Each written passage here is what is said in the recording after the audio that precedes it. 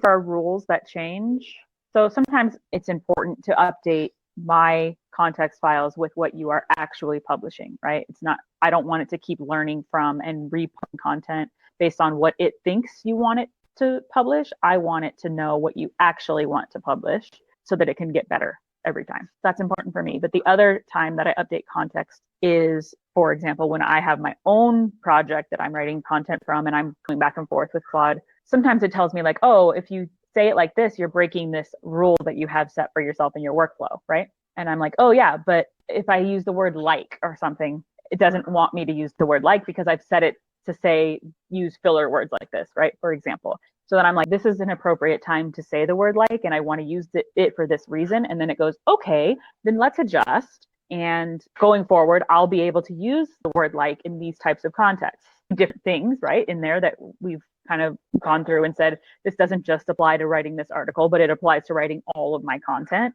I say, okay, everything that we've kind of worked through and decided that applies to all of my content, please update my workflow with those new rules so that I can update it in the project. And so then it'll give me a new YAML file and I'll download it and put it back in. So in those cases, you still need to be updating that file. Otherwise, when you open up a new chat, it won't remember. It'll pull everything that you have in the workflow, but you're going to have to go back through those things every time to say, like, it's appropriate to use like here because it's not in the workflow. It was just in that one individual chat. There's sometimes where, yes, you do want it to update and say it's okay to use like in these situations. And there's some time when you say, I don't ever want you to put M dashes in because let me decide when I'm going to put M dashes in. Keep it as it is, but I am going to override the rules this time.